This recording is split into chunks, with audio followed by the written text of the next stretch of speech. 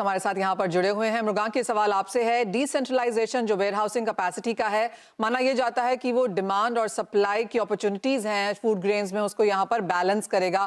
कैसे देखते हैं आप बजट फाइन प्रिंट को इसके साथ?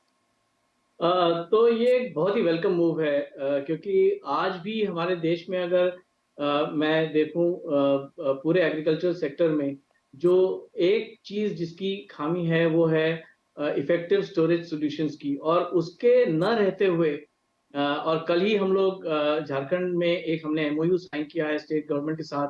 उनसे जब बात कर रहे थे तो जो फार्मर की सबसे बड़ी तकलीफ ये होती है कि जो मंडी में जाता है और अपना माल बेचने जाता है, तो उसे अगर मुआवजा दाम न मिले तो उसके पास कोई चॉइस नहीं रहता है कि वो उस माल को वापस इसलिए नहीं ले जा पाता क्योंकि वहां पे उसको कोई स्टोरेज नहीं होता है।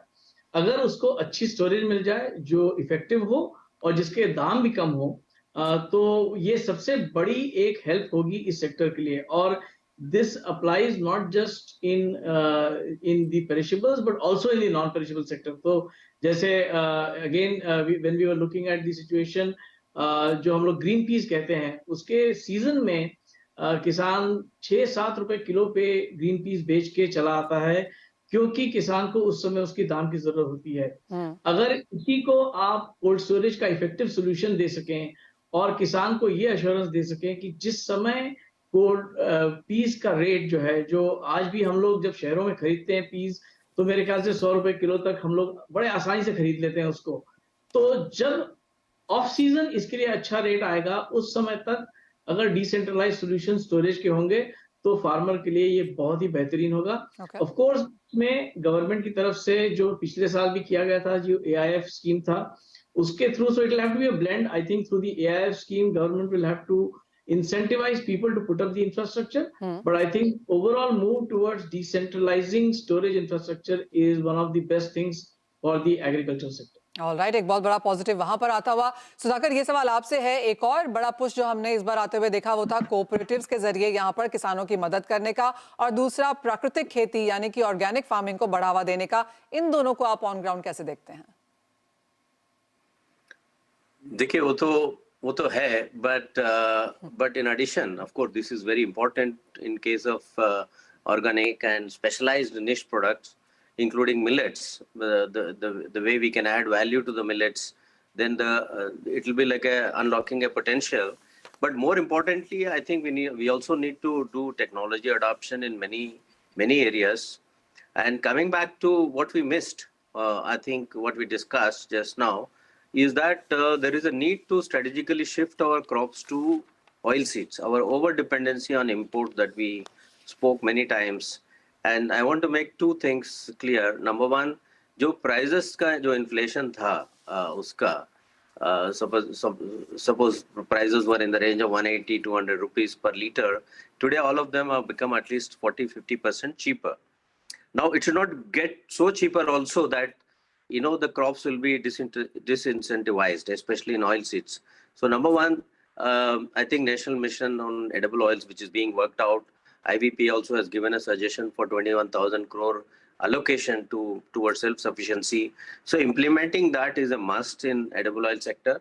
Number two, more importantly, on the spot, we've been asking the government to increase duties on the refined products, so that more of crude oils will come into India, helping the capacity utilization in India.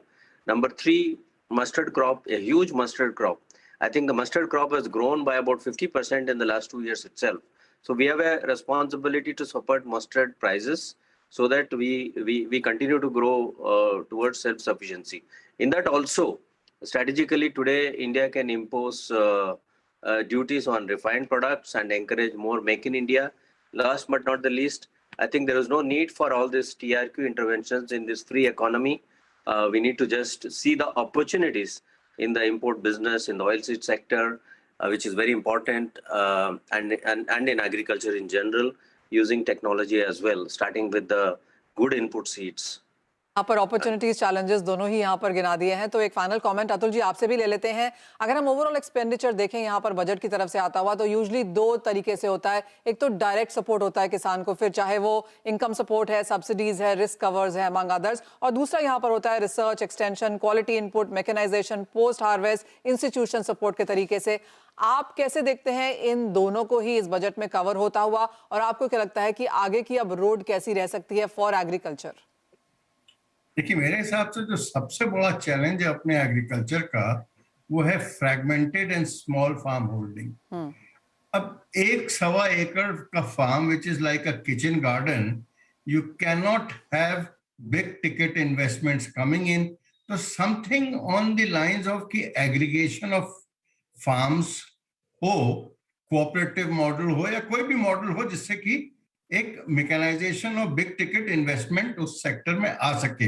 आज आप देखिए, private sector investment in agriculture Hindustan में बिल्कुल नहीं के बराबर है। तो I think the budget has been relatively quiet on that front, कि वो होना बहुत जरूरी है। और सेकंड चीज जो है, जिसको अभी सुधाकर ने भी जिक्र किया, वो है अपने लोग, I do not know for what reason, किसी एनजीओ ने कुछ बोल दिया तो हम लोग जो टेक्नोलॉजिकल इंटरवेंशन है, इंक्लूडिंग जेनेटिकली मॉडिफाइड इंटरवेंशन और सीड्स, हम लोग समझ में नहीं आता क्यों आज भी उसको अपोज कर रहे हैं, जबकि हिंदुस्तान की खुद की जो रेगुलेटरी बॉडी है GEAC, उसने मस्टर्ड के अंदर ऑलरेडी क्लियरेंसेस भी दे दिए हैं। उसके बावजूद भी समाउ दी अदर कोई ना कोई चला जाता है सुप्रीम कोर्ट के अंदर, सुप्रीम कोर्ट उसमें इंटरवीन करके उसको ठंडे बस्ते में डाल देता है। तो अगर हिंदुस्तान के एग्रीकल्चर को मतलब उसमें बिग टिकट चेंजेस लाने हैं, तो मैं समझता हूँ टेक्नोलॉजिकल इंटरवेंशंस को हम लोगों को ओपन आर्म से एक्सेप्ट करना चाहिए। और मैं इसके साथ जरूर ये भी बोलूंगा, पिछले 20-30 सालों से जेनेटिकली मॉडिफाइड चीजें हम लोग खा रहे हैं, और हम लोग अभी बिल्कुल हिस्ट पुष्ट हैं, तो हम लोगों को कोई तकलीफ नहीं है। तो हिंदुस्तान के किसी को कोई बड़ी भारी तकलीफ नहीं हो जाएगी, क्योंकि वो ऑलरेडी खा ही रहे हैं इतने सालों से। तो ये सारे इंटरवेंशन होने बहुत जरूरी हैं। और एक चीज मैं और आखिर में बोलना चाहूंगा हॉर्टिकल्चर के कंटेक्स्ट में, क्योंकि मैं वो भी एक कंपनी चलाता हूँ। एक CII ने वो किया था, क्या नाम, रिसर्च, उसमें ये पाया था 111 सिंड्रोम को तहत उन लोगों ने उसको डिस्क्राइब किया था। 1 rupee is what the farmer gets and 4 rupees is what the consumer pays.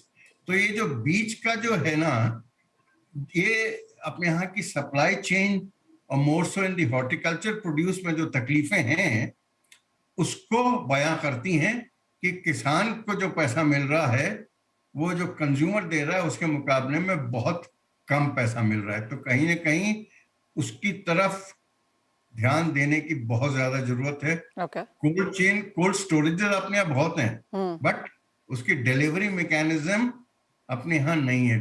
क्या नाम, इसकी ट्रक्स की, रेफ्रिजरेटेड वैन्स की, डीफर वैन्स की, इनकी बेइंतहा जरूरत है। तो वो एक, I think it's a missed opportunity. Alright, तो क्लियरली काफी कुछ यहाँ पर बजट में निकल के आया, लेकिन जैसे हमारे एक्सपर्ट्स ने बोला कि कुछ मिस्ड अपॉर्चुनिटीज भी हैं, कुछ और भी यहाँ पर किया जा सकता है। बजट के बाहर भी यहाँ पर ऑफ कोर्स काफी सारी एक्सपेक्टेशंस हैं, अपॉर्चुनिटीज यहाँ पर निकल के आती हैं, और काफी डिटेल्ड में आप सभी ने उसको यहाँ पर लिस्ट आउट भी किया है। बहुत शुक्रिया मृगांक जी, अतुल जी, सुधाकर जी, साथ जोड़ने के लिए और उन तमाम चीजों पर अपनी राय भी देने के लिए। इसी के साथ मुझे दीजिए इजाजत। आप बने रहिए CNBC आवाज पर।